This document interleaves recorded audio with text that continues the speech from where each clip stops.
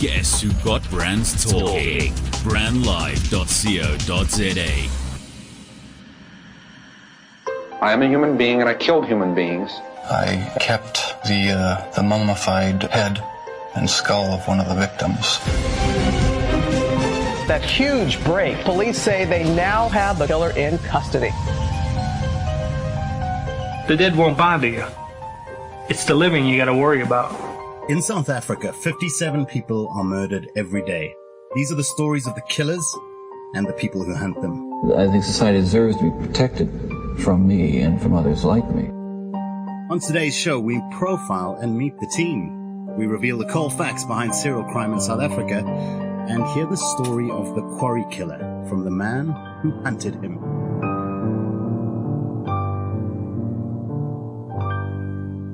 So, my name is Paul Llewellyn. I'm a journalist, and I am taking my fascination with serial crime to the experts to reveal the truth behind the killers and the criminals who stalk our streets. Joining me to reveal these incredible stories every week, Jared Labuschagne is the former cop who led the investigative psychology section of the South African Police Service from 2001 until 2016. In his time there, he worked on over 300 serial murder and rape cases, and he is the profiler. Hi, Paul. Very excited to get our first episode on the road. Yep, looking forward to it. You are a forensic psychologist. You're a profiler. What your core skill? What is forensic psychology? Yeah, so basically forensic psychology is actually quite a broad field. So it can be anything from people advising in a divorce case for custody issues. And in fact, that's what a lot of psychologists are doing when it comes to forensic work, to advising if someone's been in a vehicle accident and now there is a civil claim and you might get a psychologist to do a neurological assessment, for example. And then a small section of forensic psychology is probably what most people think forensic psychology is, which is actually helping solve cases and catch criminals. In reality, even in South Africa, very, very few psychologists are actually really advising the police and assisting the police. And it also spans the other side where people are working in prisons with offenders who've been convicted and trying to help rehabilitate those people so that they can hopefully be integrated back into society. So that's kind of the overall spectrum that you get from the civil family law stuff right up into the investigative side of the work. But in reality, very few profilers are actually psychologists. Oh, really? Yeah. How did you become a profiler? How did that journey happen for you? Yeah, well, so originally I just expected I'm going to be a normal psychologist and one day open up a private practice and, listen to bored housewives and charge a fortune, hopefully. But I think like most people, I had an interest in sort of the world of crime, but I never saw it as an occupational career path, so specifically in South Africa. I knew there was one person doing that at the time, Dr. Mickey Pistorius. And I thought, the chances of ever getting a job in the police are probably almost non-existent. But because I had to do a research dissertation as part of my master's, I thought, let me do it on a topic that's firstly interesting, because if you're going to do a lot of research, you may as well make it interesting. So a buddy who was studying with me during my master's was actually in the police and was being paid by them to do his psychology qualification. And he said to me one day, we've got to choose a topic. So let's choose an interesting one. So I said, oh, that sounds like a good idea. And he said, well, you know what? He knows Mickey Pistorius, and why don't we do it on serial killers? I thought, well, that's great. That's interesting. It's fascinating. And we actually then both ended up interviewing serial murderers in prison. But even then, it wasn't, that this was going to be my career path. Maybe Karma knew better than I did where I was going to end up. So then I qualified, went to work at a psychiatric hospital. Then I decided I wanted to do my doctorate. I thought, well, the easiest and lazy way to do that is continue with what my master's topic was, which was go back and interview more serial murderers or continue interviewing them.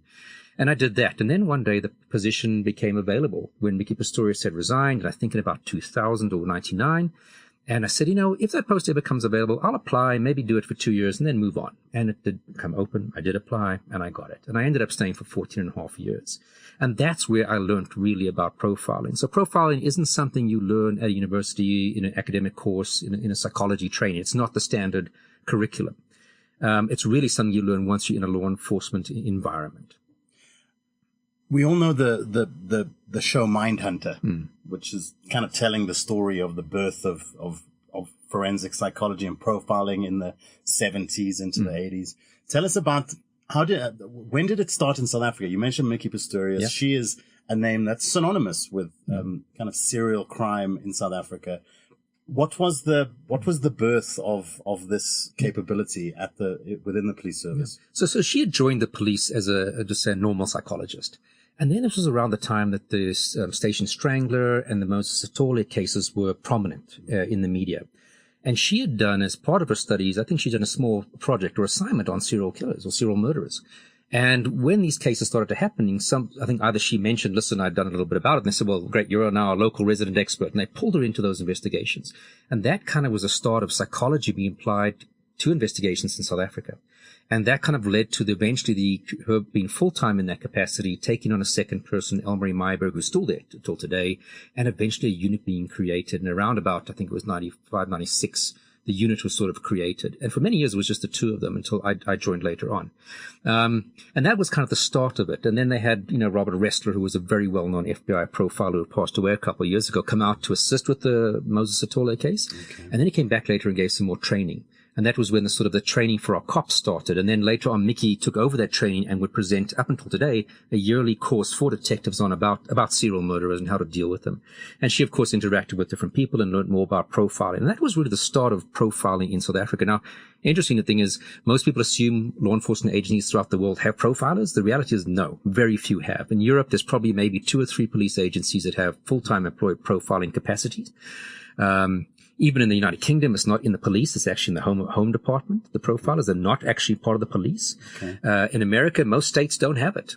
Florida, I think, South Carolina has, 1 or 2 other states have, California hadn't, and then he retired.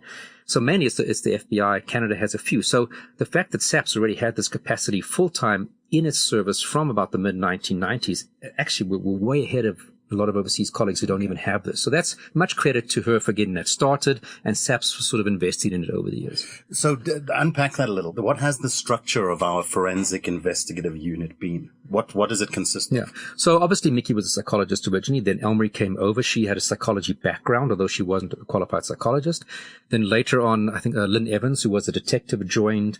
I then joined after Mickey left. So then it was me, Lynn, and Elmarie. And then slowly we added more investigators, because a lot of the work we do is really helping a detective who's never been exposed to a serial murder case or a Muti murder case or any other weird kind of murder. And they're kind of faced with how on earth do I go about this? And we would actually bring the investigative guidance. And with that, sometimes the pure profiling, who we're looking for, what kind of a person, their characteristics, their features. But a lot of it is really helping this detective do a good investigation in a type of case they've never dealt with before, probably. So the majority of the unit has always consisted of detectives. At the most, at any given time, we probably had, I think, 3 or 4 psychologists, including me, at the most at any given time. And that was probably for maybe a year or so. After I resigned, Hayden left, and Bronwyn left last year, March, we had none. And then eventually last year they appointed a psychologist. So it's kind of fluctuated. As I said, there was up until about a year ago, there was always at least one. There was a gap for a period, and they appointed a new one. But the majority core people are actually detectives that we now have, not just based at the national office in Pretoria, but also provincially. We have a few detectives who are kind of our eyes and ears on the ground.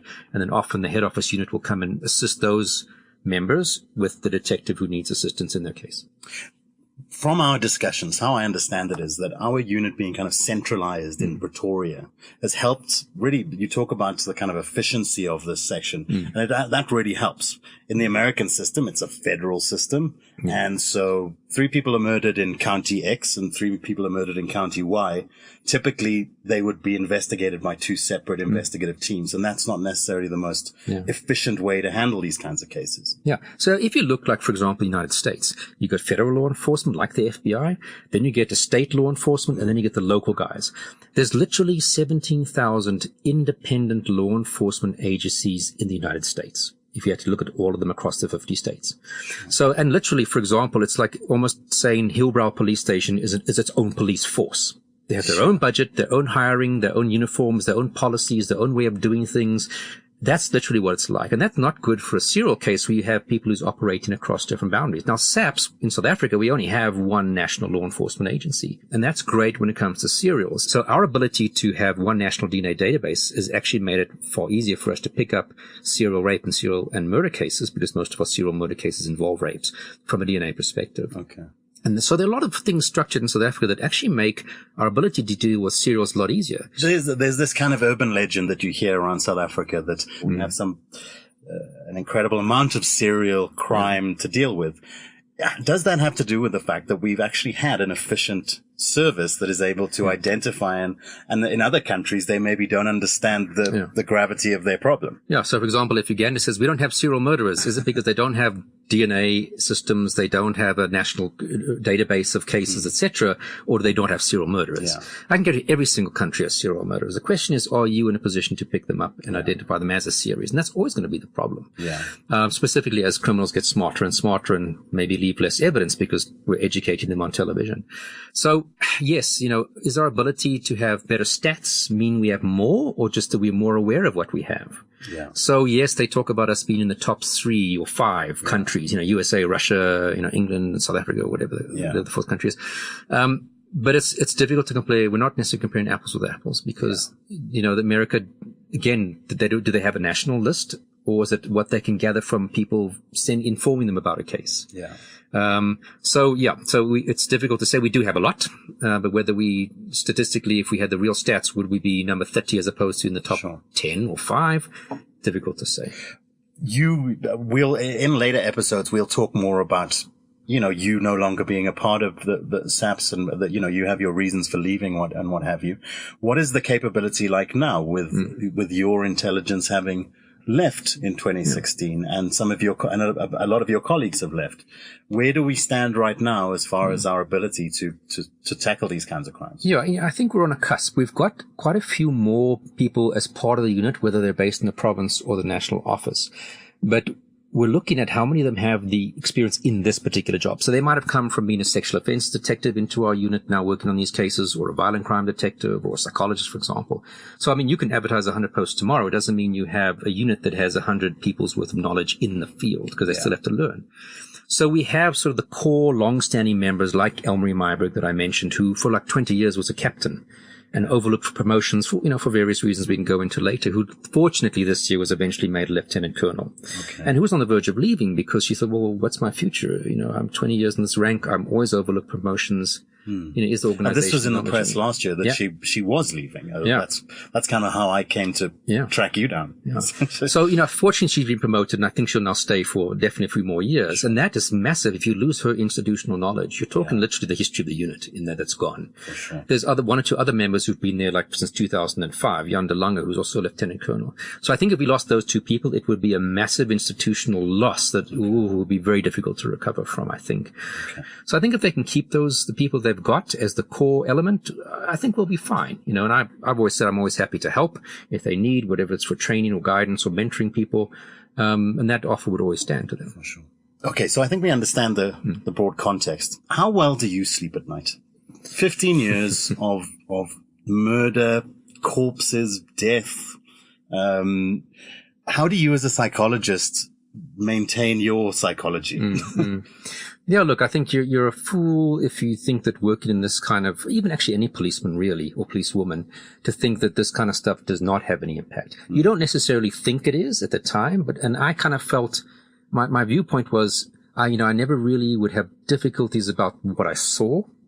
For example, at a crime scene, etc., or an autopsy, but I might have more frustrations and difficulties with the organizational, administrative, internal politics that every organization has. That would stress me out. Okay. But what I realized, after I left in 2016, I think it was the 1st of March, I was out, is that for the first 6 months was actually my de-stressing period without me realizing it.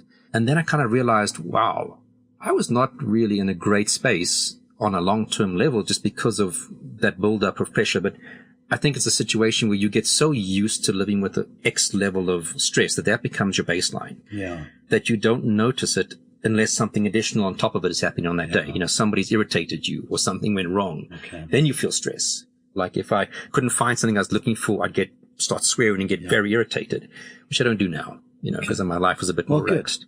So yeah, I think in that sense, definitely psychologically, it's been better for me since I've left. I do feel more relaxed. I've started to exercise on a daily basis, which I just never had time in SAPS. Mm-hmm. And we were also working literally, I'd work till 2 or 3 in the morning, and then wake up at 5 or 6 and go to work. Sure.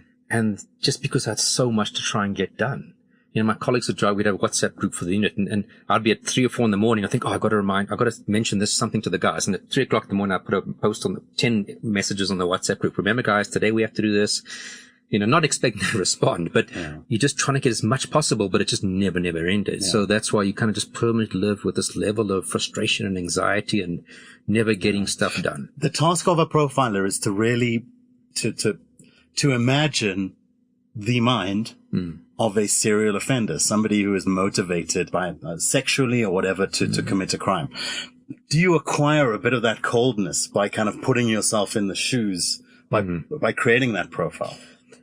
I think you definitely become to a degree immune to a lot of things that people would go, oh my God, how could you do that or be there or watch that or see that? Or how can you joke, when you've just come from an autopsy, or even crack a joke at an autopsy? And I think that's part of your survival mechanism, that you do have to have that clinical distance. Otherwise you won't last. You will burn out, and then you're no help to anybody. Sure. So, you can go from an autopsy like, hey guys, let's go for lunch. I'm hungry, or even at the upstairs of the mortuary have something to eat when you can still smell the bodies, from wafting upstairs. Which is down. A pretty unusual reality to come to terms with. Is there that one case that keeps you up at night? There's ones that are memorable maybe for various reasons. The one that bothers me is a guy who managed to flee the country to Brazil after brutally killing his girlfriend. And that's definitely a case I always like to talk about, and we can go into more detail later. Yeah. He was arrested at the scene, eventually given bail despite our protesting bail initially, and they appealed it in the High Court and he got bail, despite us saying the guy's a flight risk, and he did flee. And then he fled to Brazil. We managed to trace him to Brazil, got him arrested there, and he was eventually incorrectly released by a judge while we were awaiting extradition, and he's now disappeared. I mean, that's one that really grates me, because I really want to see that guy in front of court, and for the families, or for the family's sake. But other ones stand out, like the Quarry case we'll discuss later, for different reasons, because I was the head of the task team. Yeah. Other one might be because it's a child victim that wasn't solved. So they kind of stand out for various reasons. Well, we will be getting into the Quarry killer case a little bit later on. You can tell your friends to catch us on brandlive.co.za or search Profiler Africa on YouTube, and please subscribe to our page. We're also available on iTunes, and you can also follow us on Instagram, Twitter, or Facebook. Simply search for Profiler Africa.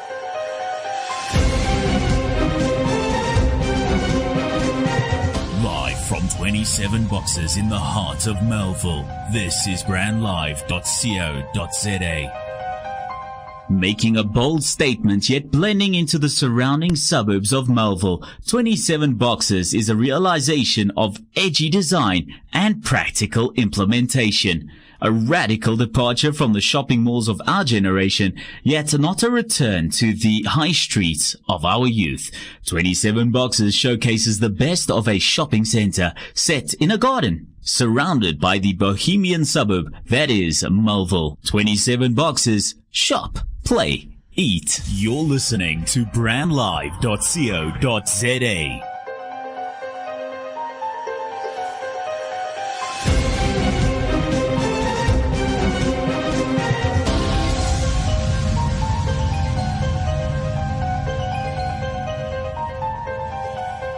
In South Africa, 57 people are murdered every day. On Profiler, we bring you the stories of the serial criminals and the people who hunt them. I'm Paul Llewellyn. I'm a journalist with a fascination for serial criminals. My partner in crime is Jared Laviskachny, former head of SAP's investigative psychology section and the man responsible for catching some of SA's most prolific killers. So we've got lots to talk about in the weeks to come. Let's talk about the murder statistics. I want to get your insights. In 2017-18, murder was up 7%. We had 20,336 murder cases, and that is counted per charge. So that's not per docket. So that's per charge. And rape, 40,035 rapes, also up. I mean, I've just been feeling in the country recently just a sense that the crime problem is growing again. You had in the 90s, you kind of felt there were problems. It got better. Mm-hmm. Units like yours became more and more efficient. How accurate are these numbers? How worrying are these numbers? Yeah, look, the statistics, even if we take the police stats at face value, which we'll get into a moment why we can't, they are shocking. I mean, there are not a lot of countries that have a higher murder rate per day or per capita than we have in South Africa. they used to talk about 1 in 9 victims who were raped go and report it to the police. The current stats are like 1 in 20. So whatever stat you see there, you can times by 20 is the reality of how many people were potentially raped. And the less faith people have in the police's ability to investigate crimes and how they're going to be treated by the justice system, the less likely a woman is going to, or a man is going to report a sexual crime to the police. So even if our rape stats or sexual crime stats are dropping, it's not to say that we actually are having less incidences, because we're just having less people reporting it. And that's why people often look at the murder stat as well. You can't not report a murder. That's maybe a better general predictor of issues, and that's also not the case per se. How would you multiply the murder numbers? Difficult. So people used to say, well, it's a dead body. Of course it's a murder. It's, what else can you call it if someone's dead with a, knife stuck in their chest or whatever? Well, there's definitely, and this has been documented by the Institute for Security Studies in Pretoria, which does fantastic research, that when the police come across a dead body, say it's out in the open veldt, for example, if there's no obvious signs that the person was murdered, but they're dead and they're not quite sure why, they'll open up what we call an inquest docket. Okay. Now, you should not be opening up an inquest docket if you think it is a murder. Then you should open up a murder docket from the start. And the inquest dockets don't appear on crime stats. Okay. That's not something. So what you really need to do is to see not just the murder figures, but they should actually start to publish what's the inquest figures. Because if you see the inquest figures going up and the murder rate dropping over a period of 2 or 3 years, just means you know that they're registering dockets as inquests, which don't get counted as a murder, which don't get counted on the crime stats, as a way of covering up the number of murders they're actually having. So this is a political decision. Exactly. Because that's was how my stats next question. And how we measure people in the stats affects our crime stats. Yeah. So an inquest docket can still be investigated, and they can still arrest someone and still go to trial, but it's never recorded on the CAS system or the crime system as a murder. And that's how people fiddle the system because of how we measure policemen. Yeah. And women in their daily duties. You've mentioned to me that when you got started at SAPS in the 90s, that serial rape cases, you would identify not too many of them on an annual basis compared to today. Talk a little bit about that. Okay, so I started in October 2001. And if you look at the units records of when we would open up a case that we're working on, or when a case was referred to us, we would probably, in a year, if we dealt with maybe 12 rape series in a year, that was kind of the average. I mean, by the time we left, you're talking about hundreds of series. And I'm not talking about hundreds of individual rapes. And to be called a serial, you have to have at least 2. So if I say 100 series, you're talking at least 200 victims. And that was primarily because of the change in DNA processing, which took place around about 2006, 7. Let me explain what happened. In the old days, and I say pre-2006, if a victim was raped, she would go to the police would take that lady to the hospital where a forensic medical examination, or what we call a J88 form, would be completed, and they do what we call a rape kit, which is the various swabs looking for semen and hairs, etc. In the old days, depending which province you were in, they would then say, well, you're going to keep that rape kit, let's just call it that, at the station. You're not going to send it to forensics until you arrest someone. Then you take his DNA sample and you send both to the forensic laboratory and say, please process the sample from the victim and the suspect and see if they match. Other provinces were told, send it to forensics. And what forensics will do is what they call evidence recovery. They'll open up that kit and do tests to see if there is a biological sample like semen on the kit. And then they would stop and they would send a letter to the detective saying, we've got something here, but we're not going to process it until you send us a suspect sample, because why would you want to process this, the money involved, the time, the backlog, etc., if you don't have a suspect yet? So they were only thinking of DNA as a courtroom tool to get someone convicted. They weren't thinking of DNA as an intelligence system. Until we had a serial, the quarry actually was one of the instigating reasons why they decided to change that. Okay. So now what happens is all DNA that gets sent in gets processed, even if we don't have a suspect, and gets put on the system. And all of a sudden, we're now matching case A and B and C, whereas before I might have arrested you for the rape of one lady. You might have raped 20, who all did go to the cops, and all did have rape kits done by the doctor, but they're not on the system. So now what happens is you get linked to this lady because maybe she knows who you are. You get arrested. Your DNA is taken and matches lady A, but we've never processed lady B, C, D, E, F, and G. So we're never going to link you to those cases because either those crime kits were sitting at the police station still, or they weren't processed and loaded onto the database.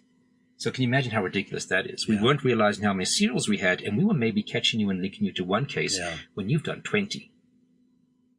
In a nutshell. I find it very interesting as well. I mean, every time when we go and get our IDs then, as citizens, I mean, everyone with a South African ID book gets their thumbprint on the ID. But there is not a database that can access all of that information. Is that correct? Yeah. So traditionally, SAPS did not have access to the Home Affairs database. I mean, think about it. If you apply for a firearm, full set of fingerprints. You apply for a clearance certificate, full set of fingerprints. Lots of different things that you apply for, your fingerprints are taken. But SAPS was never allowed to access those. And that's always been a human rights sort of type of issue, is why the police should not have access. So literally what would happen is, the police would only have fingerprints besides your crime scene prints, which we call latent prints, which we don't necessarily know who they belong to. We would only have fingerprints from people that we've arrested. All we could do was compare our crime scene prints to the people we've arrested before. That's not exactly a fantastic pool of people. Exactly. Whereas if we had access to the whole, like I said, the Home Affairs database, well, you can imagine.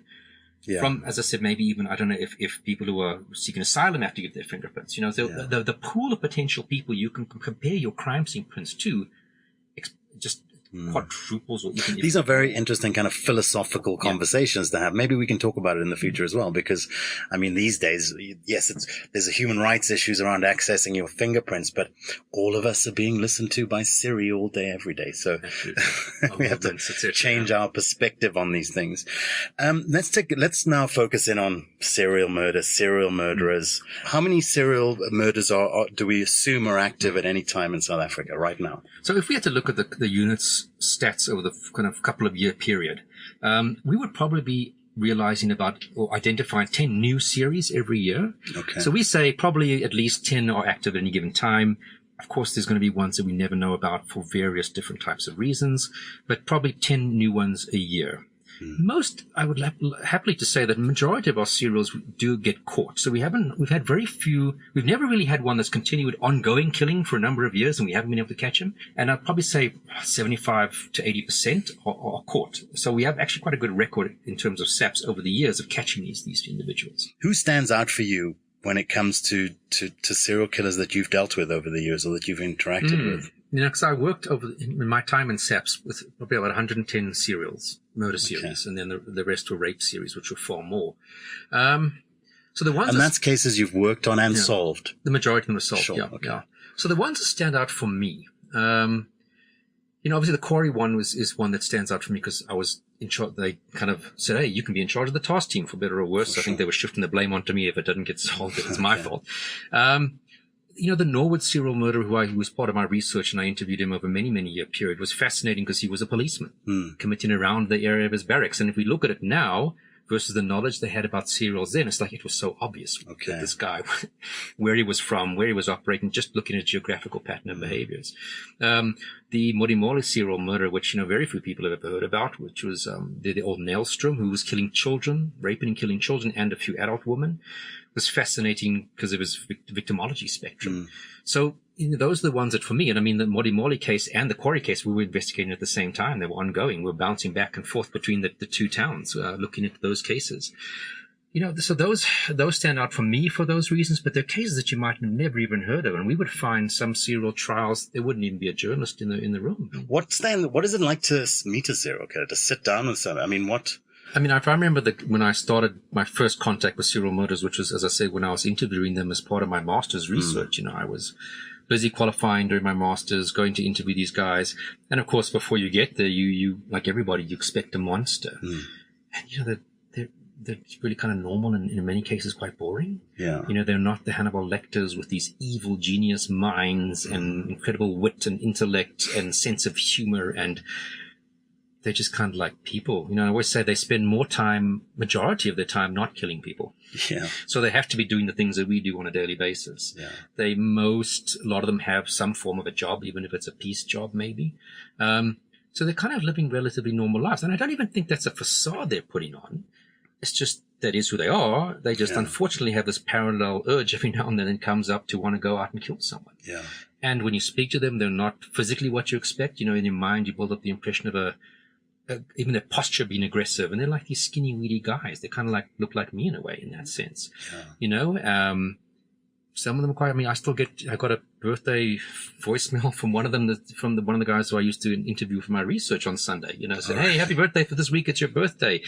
Even on their birthday card. So a lot of them are kind of, when you start to talk to them, they're just like, in that sense, very normal. Yeah. But there is this parallel side to them that specifically when they're out of prison, with these urges arise and they, want to go out and kill people and rape and kill people. So still to come, we get up close and personal then with the Quarry Killer. Excited again in some of the detail there.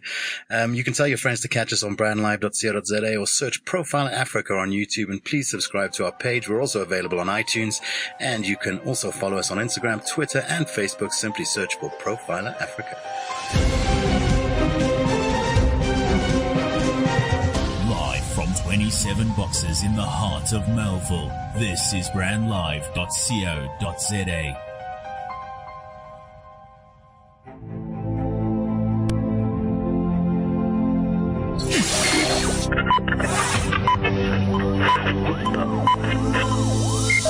Ladies and gentlemen, may I have your attention, please? Brandlive.co.za is thought leadership radio. It's a new way to communicate your brand, your value, and what we think about your industry. Be a leader, be a voice, and we will help you shape your industry. Our radio platform is for thought leaders who want to share insights, businesses who want to create value for their databases, organizations who want to control their message, for those that drive change. Make your brand come alive on brandlive.co.za, harnessing the power of talk radio. You're listening to brandlive.co.za.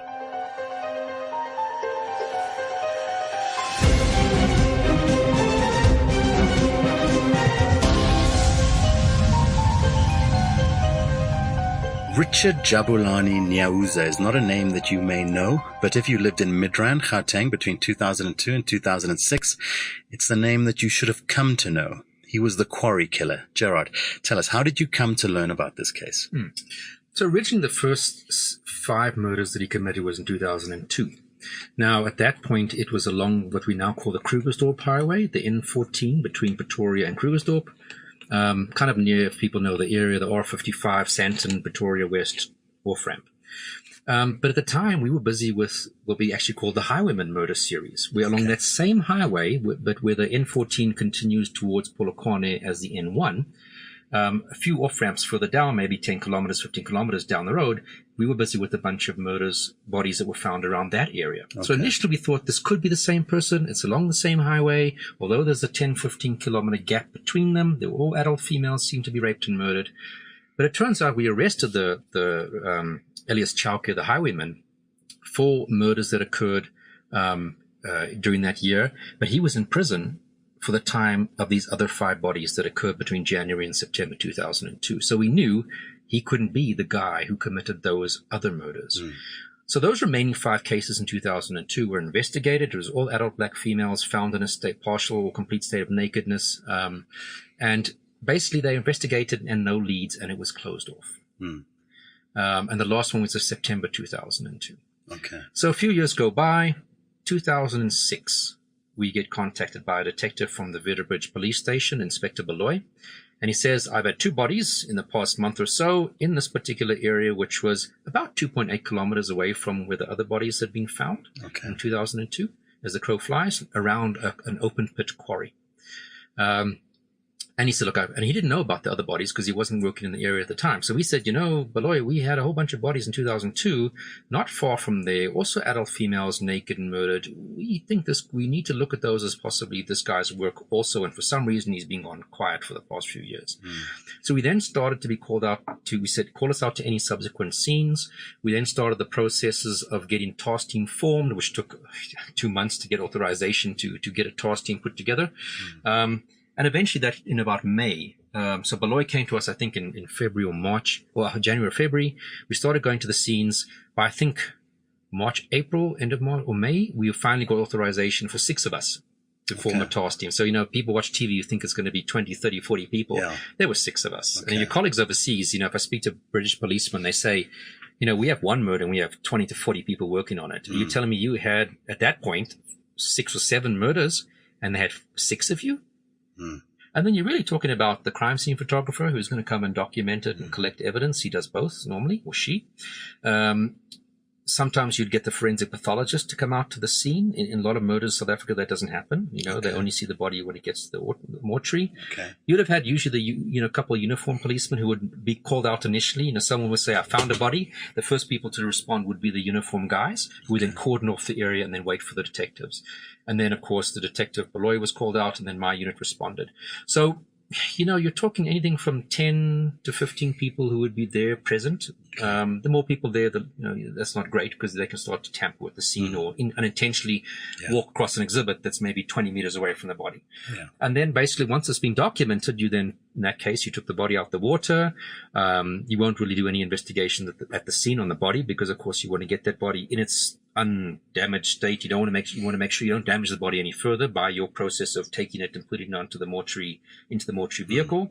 And then the next day that body would be autopsied. And then we would usually go to the autopsy and be present and ask questions to the doctor and give the doctor information about what we saw at the scene, which could help them with their autopsy.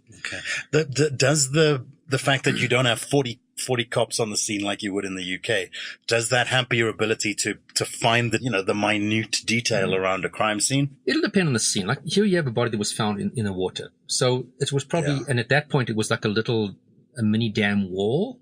So the body had stopped there. So most likely the body had been pushed into the water a bit further up. Can you find that original spot?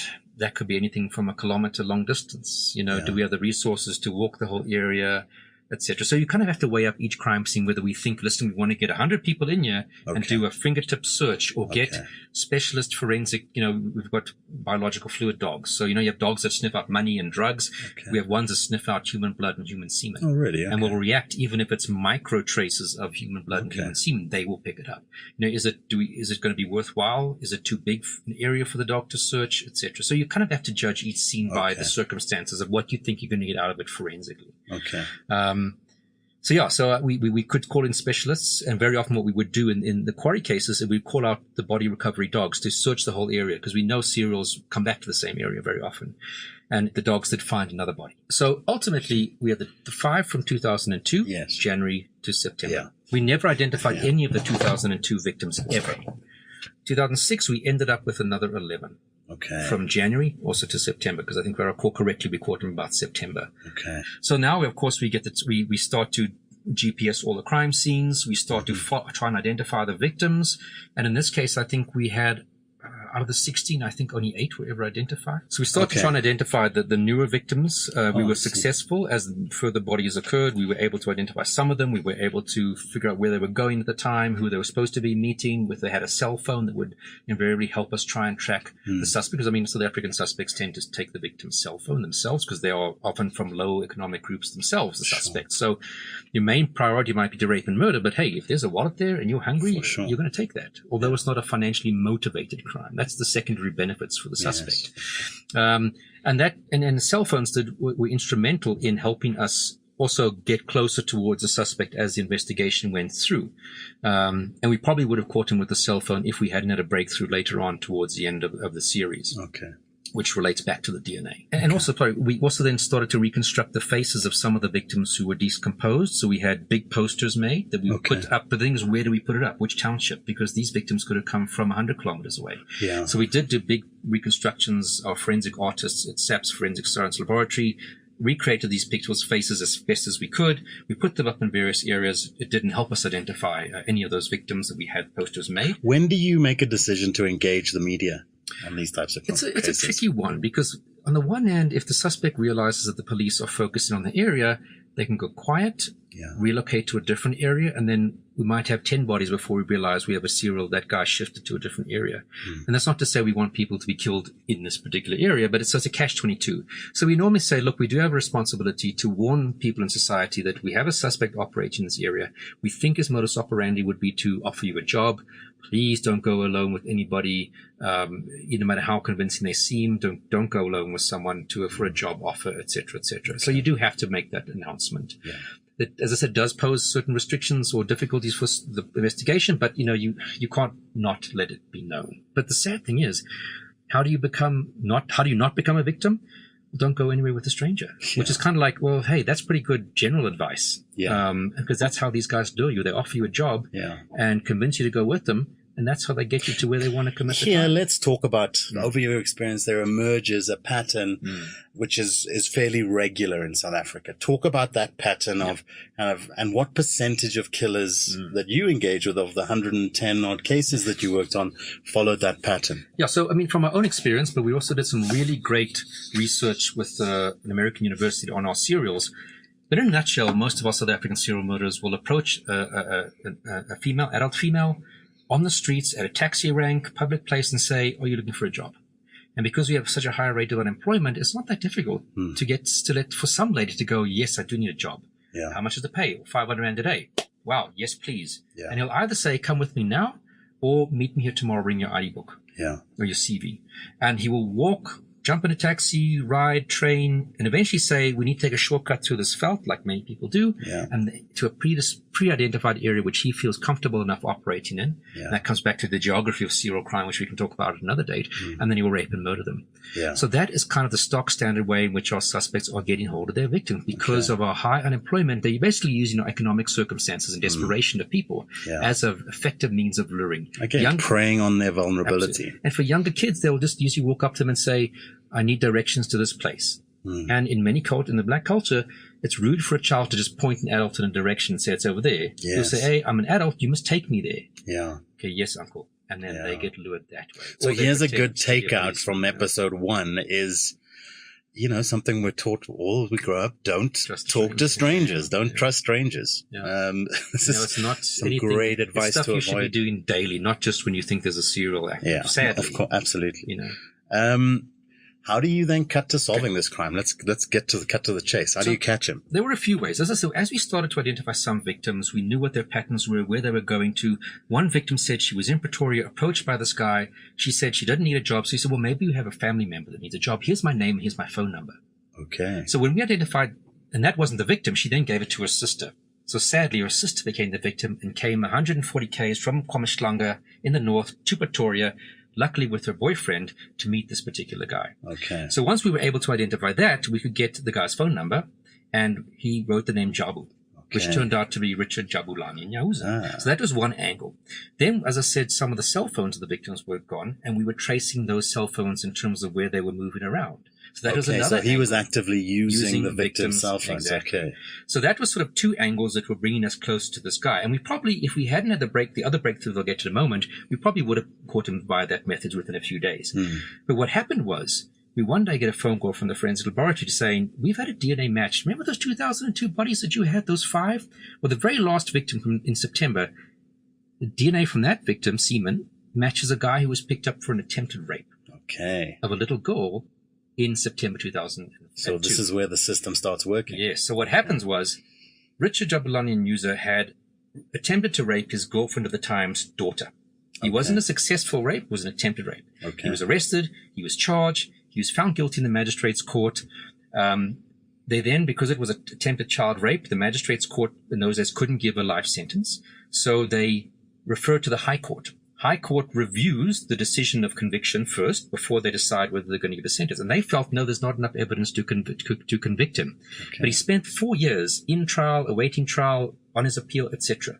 That was the gap, or 4-year gap we had.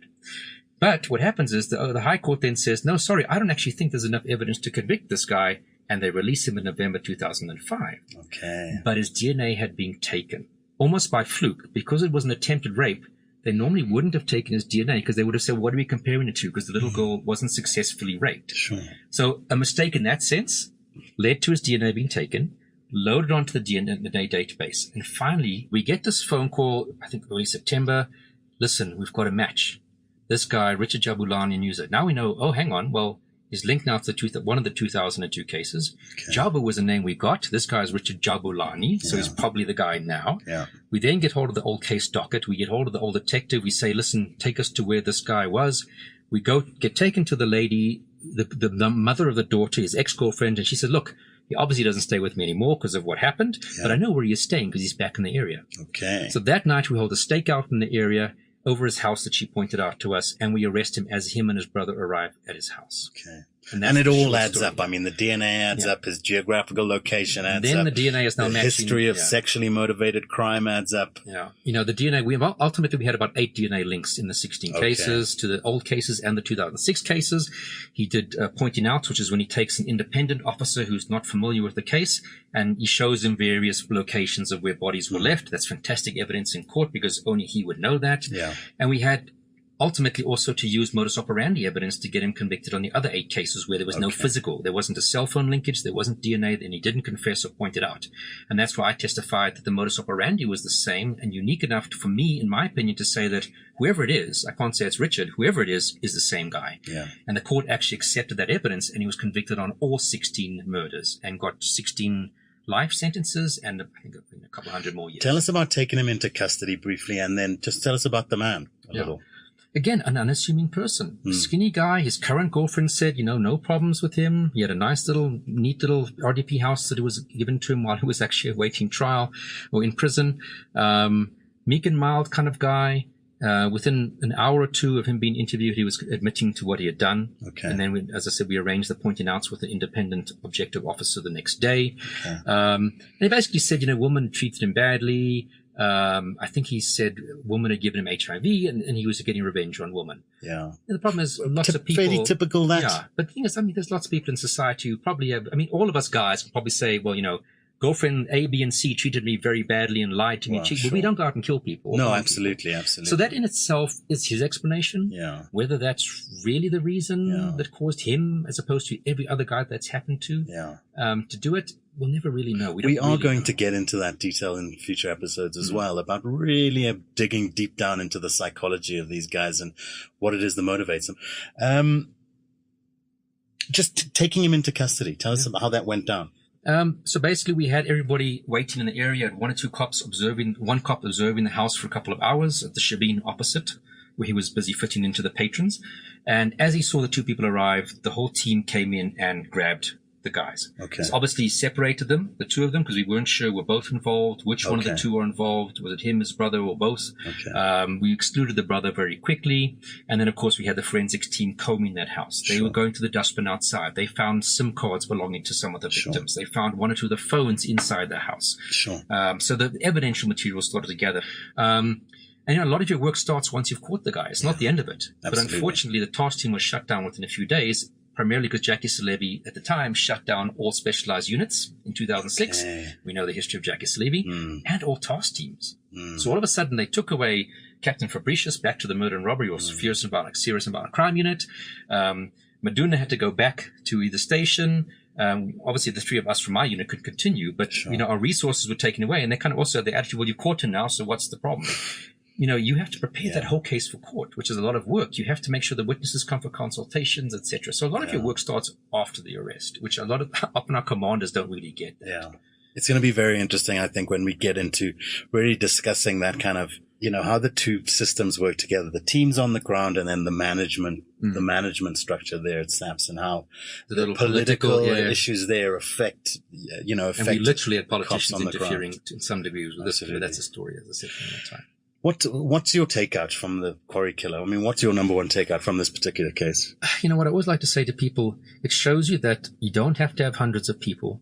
It shows you that centralizing your dockets under a small team of people who know what they're doing, because by then most of us, except Baloy and Maduna, had worked on countless serial cases. Captain Fabricius had worked on many of the Pretoria cases. Elmarie, myself, and Yanni had worked on countless serial murders, and we applied what we knew worked, but from other cases we avoided the mistakes we made. That if you have a dedicated task team of people whose job it is to deal with those cases related to the serial, who have been trained, you will have success. Very rarely will that not lead to the arrest of a suspect and a conviction. Okay. And we've never lost a serial trial that's gone to court. Really? Yeah. You might not get a conviction on every single murder out of the, say, 10 that you charge, but we've never had a guy walk away from a serial trial without at least being convicted of 2 or more murders.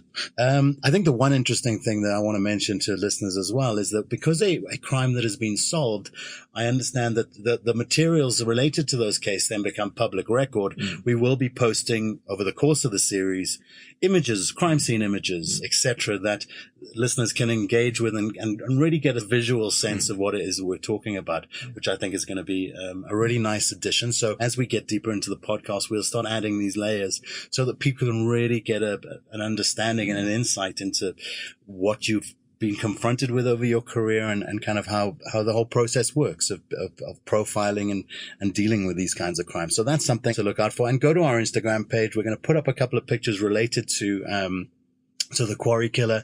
Gerard, I think this has been a very engaging first episode. Thank you so much. I think we've got so much to talk about over the weeks to come. Serial murder, human trafficking, muti murders. Probably look at maybe some family murders, which we had a few of recent big profile, high profile ones in South Africa. A thing what we call womb raiders. Womb raiders. Yeah, okay. Where people essentially, in a nutshell, the suspect fakes a pregnancy, and around the time they're supposed to give birth, they go and kill a pregnant woman and take the child as their own. Wow. Cesarean kidnapping is sort of the more technical term. Wow. We might even touch maybe on some stalking cases. So the majority is serial in nature. And here and there, like I said, the family murders might be more of a once-off thing, but serial in the sense that they're happening, with reasonable regularity in our country. Thank you so much for listening to episode 1. This is Profiler Africa. Tell your friends to catch us on brandlive.co.za or search Profiler Africa on YouTube. And please subscribe to our page. We're also available on iTunes, and you can also follow us on Instagram, Twitter, or Facebook. Simply search for Profiler Africa. Thanks for listening and pleasant dreams. You're listening to brandlive.co.za.